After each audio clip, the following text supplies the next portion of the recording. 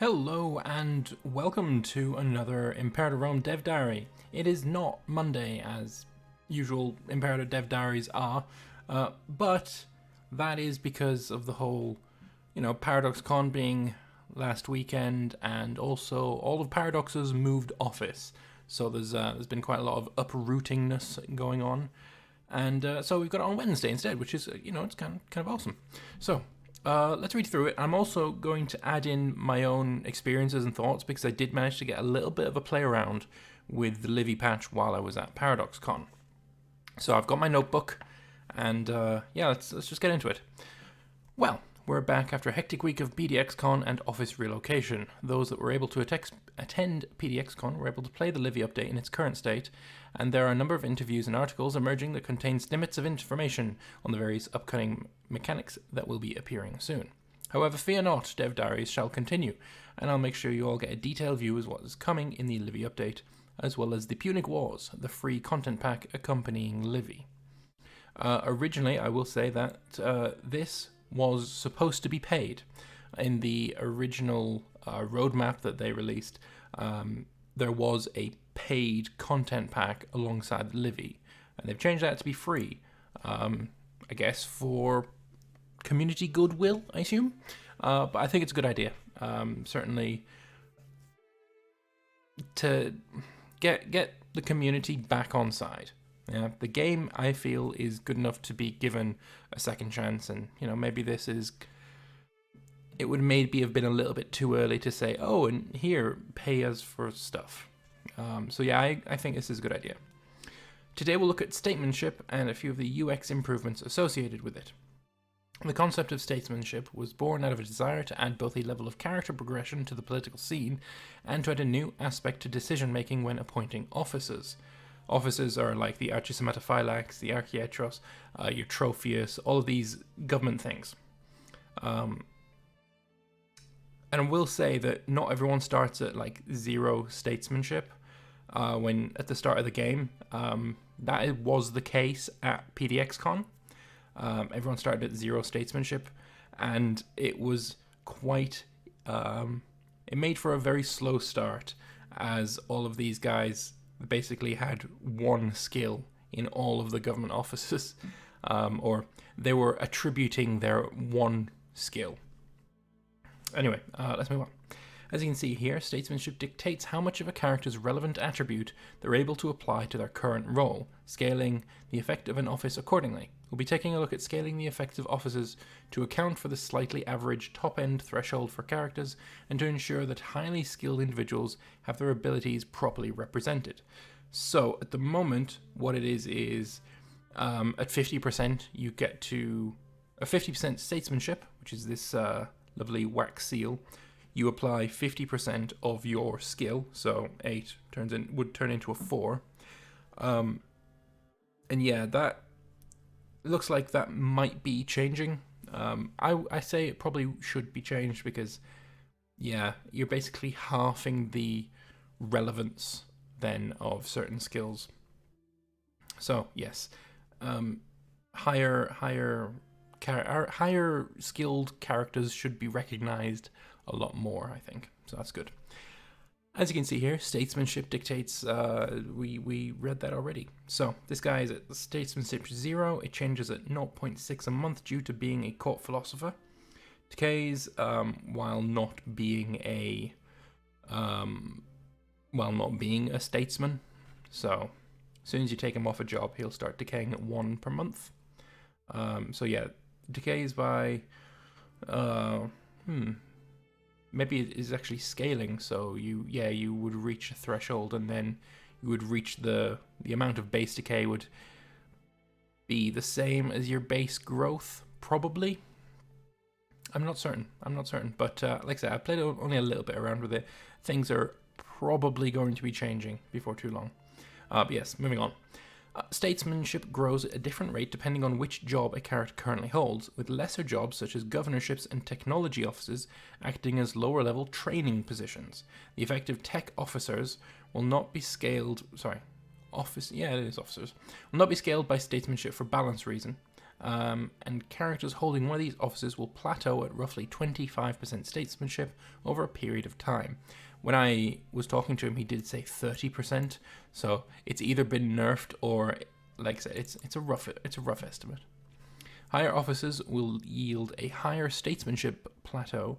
However, characters with certain traits may find themselves able to naturally attain higher statesmanship levels, as well as those of higher social status, more on this in a future diary, being more likely to make capable officers. The reason we wanted to make this change was to do away with the highly simplistic choice of officers.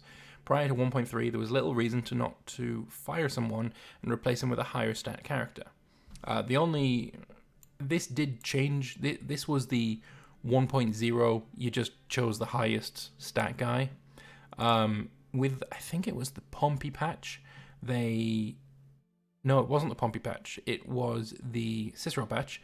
They changed it so that loyalty was really impactful, and the lower the loyalty, the less political influence you would get from a character in one of these offices. I'm going to get mixed up so much with that. But yeah, making it even more of a choice is probably a good idea, in my opinion. Lastly, characters holding high office, one of the 8 primary offices, who have low statesmanship, may result in certain undesirable events being fired, and consequently those characters who attain a particularly high level of statesmanship may be responsible for firing positive events. This leads me on to the next feature we're implementing in Livy, minor events queue. Before we go on to the minor events queue,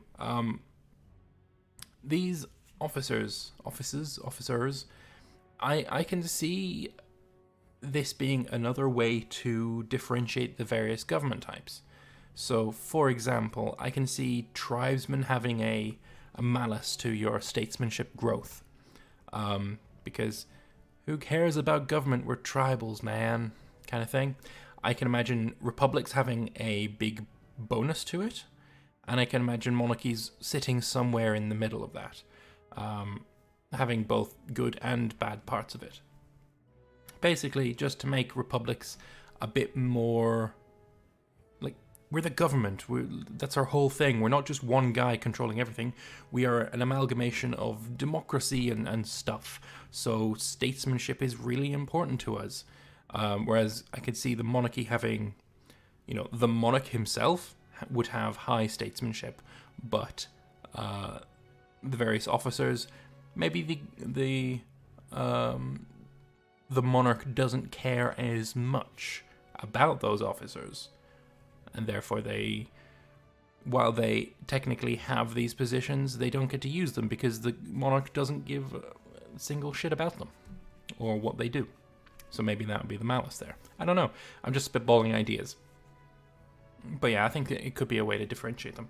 Anyway, the minor event queue. We can see it here.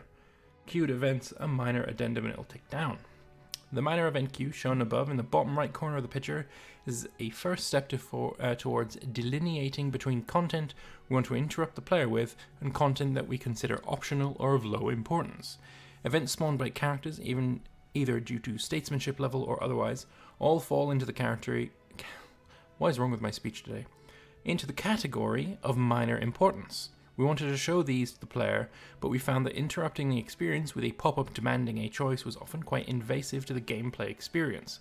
Instead, events categorized as minor will be added to the event queue instead. Here, they will time down to 0 days before dismissing themselves by selecting the first default option. If you choose to interact with them during this time, you will receive a pop-up event as you might expect, albeit with a slightly different visual style. So, this is a little bit iffy for me because I can definitely see myself missing this and not looking at it when I should be looking at it. I can see myself missing it, and generally the top option might not be the best one. There are a number of events in the game right now where there is a default option for me.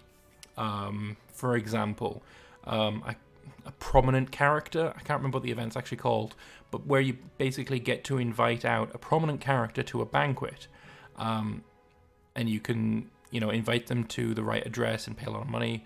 You can invite them to a fake address, or you could say, what of it? I always choose what of it. So yeah, and what of it is the bottom option. So selecting the first default option is, I'm gonna have to pay attention to this for sure. We fully intend to iterate on this concept in the future, perhaps allowing for additional functionality and converting events that people find repetitive or unimportant to the minor category. The most important aspect of this change, in my own opinion, is that we now have a way to bring out more of these character simulation that we previously deemed too minor to interrupt the player experience with, hopefully resulting in a more engaging world for those who wish to engage with the content. Lovely. So now he's going to pass it over to Trintragula, so he's going to bring us up to date with some of the map and content changes coming in 1.3, as well as another shiny new feature. Lovely. So, hi all, this is Trintragula. Hi all, today I'll be going over some of the flavor additions in the update, as well as the new map mode manager. So, regional changes in the Livy update. Words today are not easy.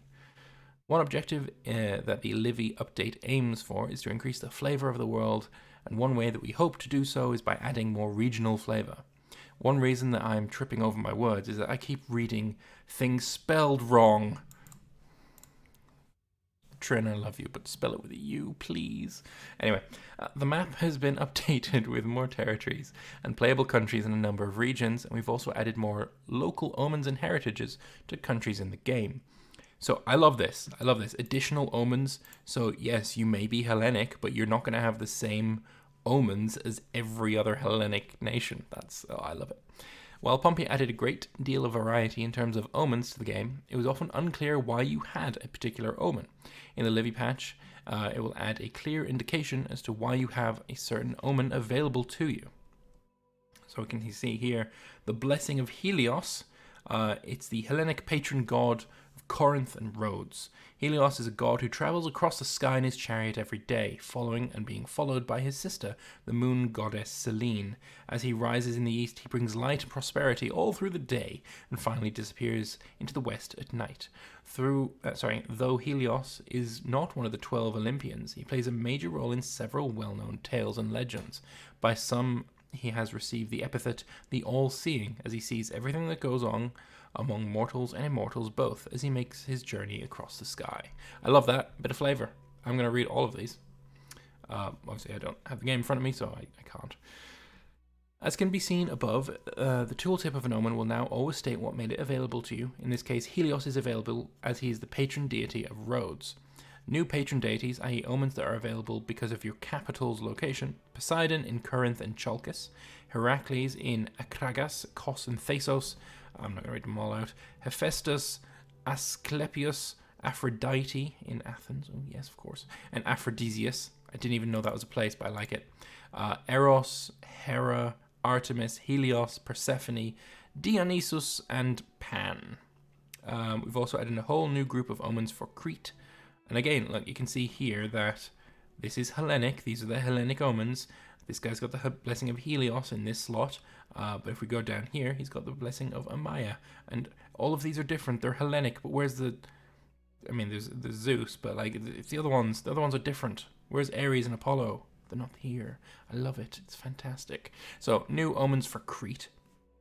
So he's getting monthly civilization change, popularity gain... It's still actually the same. This is Dictina, morale of armies. This is Ares, morale of armies. So it's the same there, which is interesting. Although these ones are different. They're not all the same. There's state, religion, happiness, civilization change, etc. So they are a bit different. So the blessing of Amaya is the Hellenic Cretan omen. So if you're on Crete, you get this one. Amaya is a Cretan goddess of healing, often invoked during childbirth. Some say she helps Eleuthia and calls upon them both, whereas some treat her as an independent deity for medicine, healing, and childbirth. In greater Greek culture, she's often equated with the mountain nymph Maia, the mother of Hermes. Very nice. Very cool. So there is Dictinia, Eleuthia.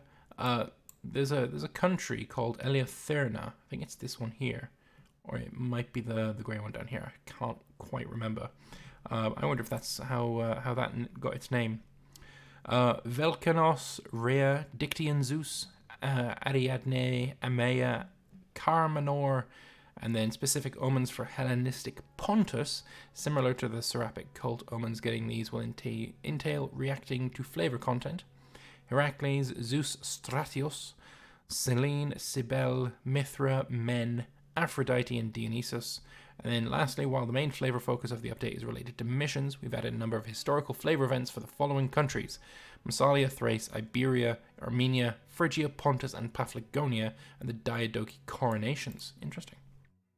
So, map changes, there have been a few. I did tease some of the Sicily map changes in a previous video.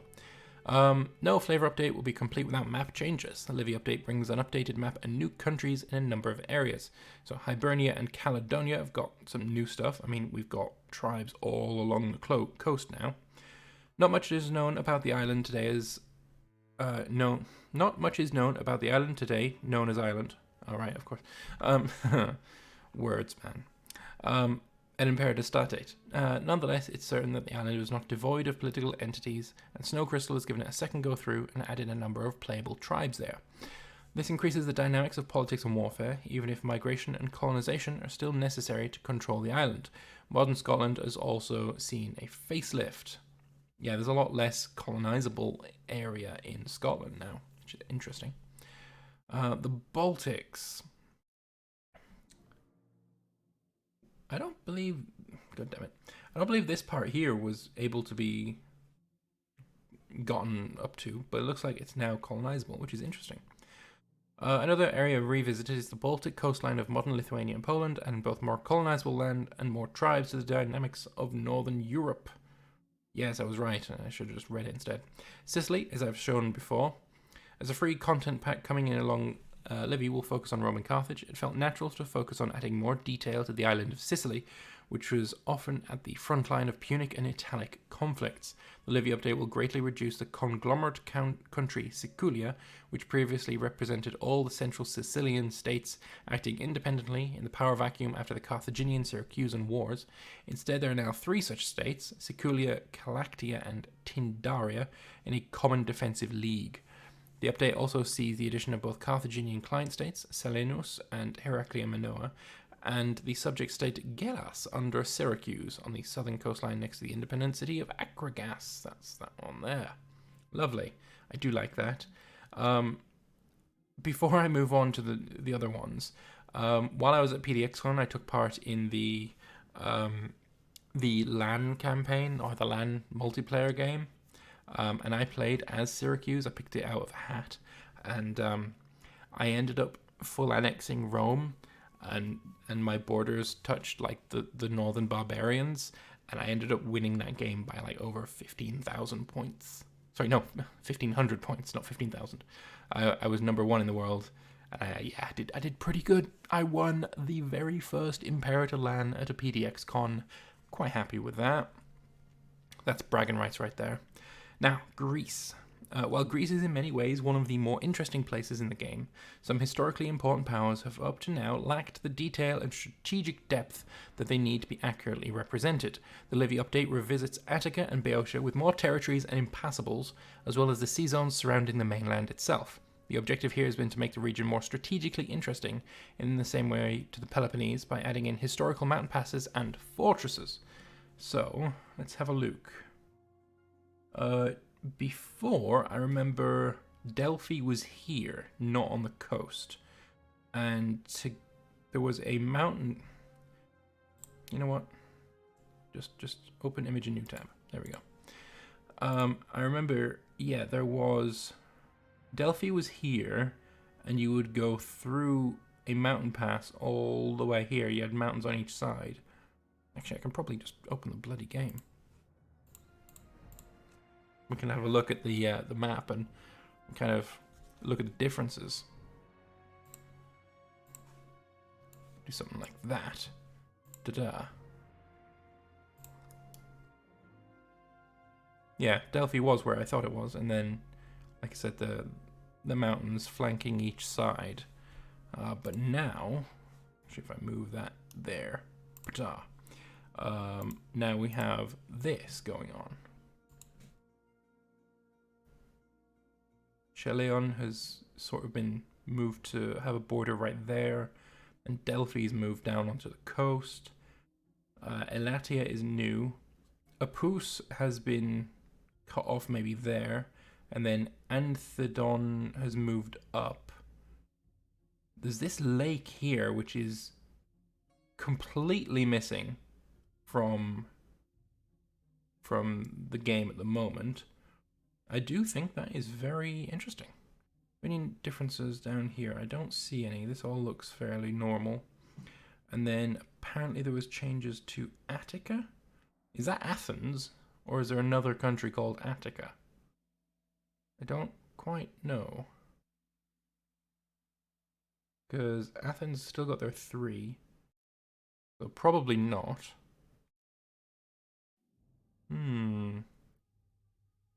It looks like there's a new nation here, Caledon. Yeah, here it is. Caledon is now, this one here, whatever its name is, has been split. Caledon is now here. Yeah, I hope there's still the straight crossing underneath this guy's head, because without a straight crossing, this is going to be very difficult to invade, for sure. But yeah, I like it. It's good. It's good shit. There we go. Navigable rivers. A lot of people have been asking for more navigable rivers, so yeah, those are coming. The Pompey update added a number of navigable rivers to the game, and the effect those had on both land and naval warfare is something we found very beneficial to the game. The Livy update will therefore add navigable zones to a number of rivers that did not before have them. Like the Danube. Yeah. Getting the Danube all the way to whatever this lake is called. I like it. It's good. So the Danube, Ista River is now navigable. The Ganges, the Rhone, the Garonne, the Seine, the Loire, the Elbe, the Dniester, and the Dnieper. I'm butchering most of those names. Now, in some of the screenshots, you'll have been able to see the maps looking a bit different. So let's go over that now. Common request for improving the UI of Imperator has been the addition of new map modes. We generally agree that map modes can be a useful way to show information, and the map is after all the main interface that our game is played on. At the same time, Imperator's had quite a few map modes already, too many to add more in the row that is constantly shown above the minimap. In order to accommodate more map modes, the Livy update comes with a map mode manager, which lets you open any map mode that exists in the game, and if you so wish, drag and drop it onto the bar of map modes above the minimap for quick reference. So you can literally just click and hold, and drag it onto this bar. Map mode keyboard shortcuts will now point to the slots in the map mode bar rather than to specific map modes. But unfortunately, W still isn't this one. Whatever.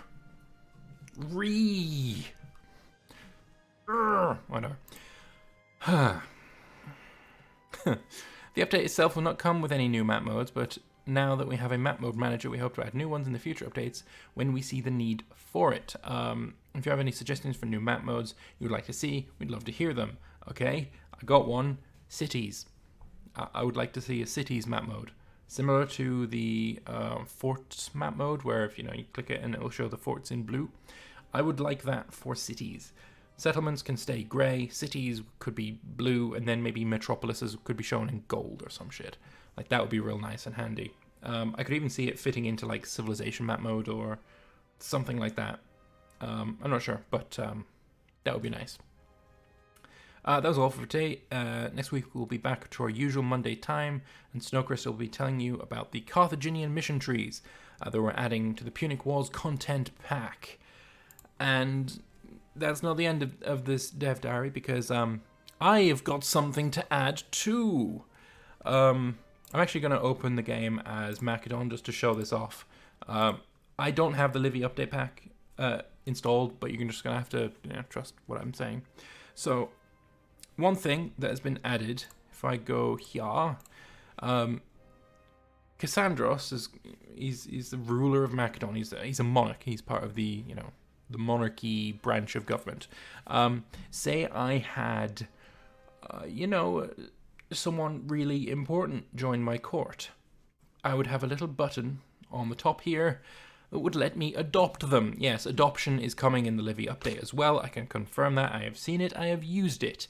And yeah, you can just adopt characters, and they're now part of your family. It's quite nice. Supply wagons, as we've seen already in previous Dev Diary, I went and had a look at them. Every single unit, like archers, heavy infantry, light cavalry, etc., all use two supply a month. Other than camels, which use 50% more. And yes, that means it uses 3. The reason I'm saying 50% more is what it was described to me as. So what I'm thinking is there are going to be inventions that you can pass that will allow percentage-based extra food to be carried along with you. Supply wagons each carry 50 food each. So it can basically supply one unit for, 25 months. So yeah, I like it. It's pretty good. Supply wagons will fight last. They will not join a combat until everyone else is destroyed or run away. So you do want to escort your supply wagons, but at the same time, if you have an army that is fairly powerful, you won't need to detach and run your supply wagons away to prevent them from being destroyed. So yeah, that's quite nice.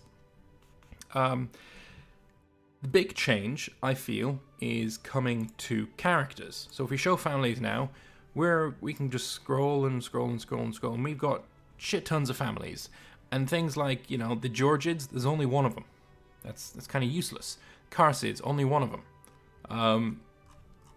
In the Livy update, you will have, for Macedon, I believe it was 3 or 4. I think it was 4 families that I saw. They've now been split.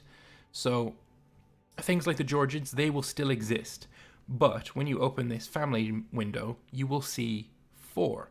If you're a tribe or someone really small, like say if you're Boeotia, maybe a local power, you'd only have 3.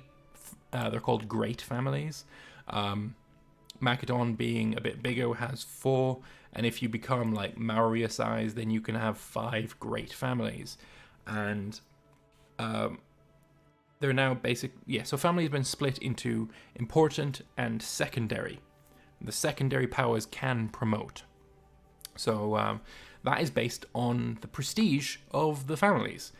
And basically, what's funny about this, right now in the game, this does nothing. It literally does nothing. There is no functionality of the game that this prestige value affects. Absolutely none. But that's changing in the Livy update, which is great. Basically, prestige is a holdover from EU Rome. They thought, oh, this is going to be useful, and then they never ended up finding a use for it. Now there is a use for it, because every country has a 120 power base that gets split between the families. The split is based on their jobs, their holdings and all that, because those jobs and holdings and all that affect the prestige.